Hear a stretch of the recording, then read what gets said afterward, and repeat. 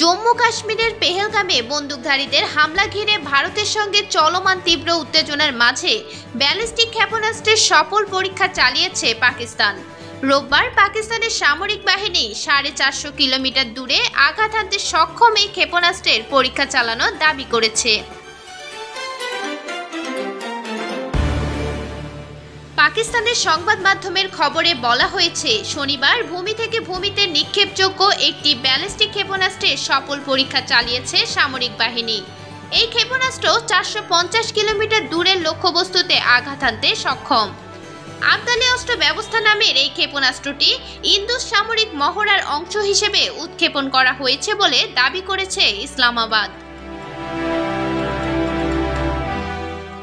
পাকিস্তান এমন এক সময়ে আবদালি ক্ষেপণাস্ত্রের পরীক্ষা চালিয়েছে যখন জম্মু ও কাশ্মীরের পেহেলগামে ভয়াবহ হামলার পর ভারত ও পাকিস্তানের মধ্যে চরম উত্তেজনা চলছে। একাধিক সূত্রের বরাত দিয়ে ভারতীয় সংবাদ মাধ্যম এনডিটিভির প্রতিবেদনে বলা হয়েছে, প্রতিবেশী দেশের এমন ক্ষেপণাস্ত্র পরীক্ষাকে গুরুতর উস্কানি হিসেবে বিবেচনা করতে পারে ভারত। ইসলামাবাদ বলেছে, সামরিক বাহিনীর অপারেশনাল প্রস্তুতি যাচাই এবং ক্ষেপণাস্ত্রের উন্নত নেভিগেশন সিস্টেম ও অন্যান্য কারিগরি সক্ষমতা প্রমাণ করাই ছিল AWS ক্ষেপণাস্ত্র উৎক্ষেপণের উদ্দেশ্য।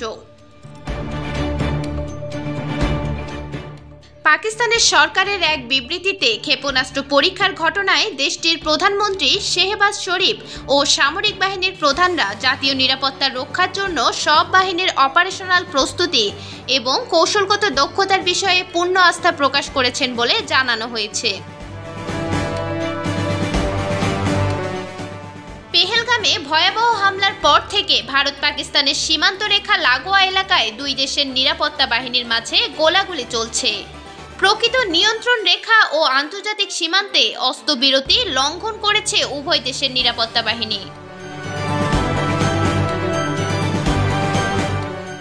কাশ্মীরে হামলার ঘটনার পর পাকিস্তানের তথ্যমন্ত্রী আতাউল্লাহ তারা ভারত আগামী 36 ঘন্টার মধ্যে পাকিস্তানে হামলা চালাতে পারে বলে দাবি করেছিলেন, কিন্তু তার দাবির পর 72 ঘন্টা পেরিয়ে গেলেও বাস্তবে ভারতের হামলার ঘটনা দেখা যায়নি। এর আগে গত 29 এপ্রিল পাকিস্তানের প্রতিরক্ষা মন্ত্রী খাজা মোহাম্মদ আসিফ বলেছিলেন, আগামী 2 থেকে 3 দিনের মধ্যে পাকিস্তানে হামলা করতে পারে ভারত। গত 22 এপ্রিল কাশ্মীরের পেহেলগামে বন্দুকধারীদের হামলায় 25 ভারতীয় ও 1 নেপালি নাগরিকের প্রাণহানি ঘটে। এই হামলার ঘটনার পর হিন্দু সংখ্যাগরিষ্ঠ ভারতে ব্যাপক ক্ষোভের সূত্রপাত হয়েছে। পাশাপাশি মুসলিম সংখ্যাগরিষ্ঠ পাকিস্তানের বিরুদ্ধে সামরিক পদক্ষেপ নেওয়ার দাবিও জোরালো হয়েছে ভারতে। কাশ্মীরে দশকের পর দশক ধরে স্বাধীনতাকামী বিচ্ছিন্নতাবাদী পাকিস্তান সমর্থন দিয়ে আসছে বলে অভিযোগ করেছে ভারত। হিমালয় অঞ্চল লাগোয়া ব্যাপক বিতর্কিত এই ভূখণ্ড নিয়ে প্রতিবেশী দেশ দুটি অতীতে দুবার যুদ্ধ করেছে। পেহেলগামে হামলার ঘটনার পর পাকিস্তানের সঙ্গে স্বাক্ষরিত সিন্ধু নদ পানি বন্টন চুক্তি বাতিল ও পাকিস্তানের নাগরিকদের সব ধরনের ভিসা বাতিল করে ভারত। একই সঙ্গে দেশটিতে অবস্থানরত পাকিস্তানি নাগরিকদের নির্ধারিত সময়ের মধ্যে দেশ ত্যাগের নির্দেশ দেওয়া হয়। ভারতের এসব পদক্ষেপের জবাবে পাকিস্তানও ভারতের সঙ্গে স্বাক্ষরিত সিমলা চুক্তি বাতিল করে।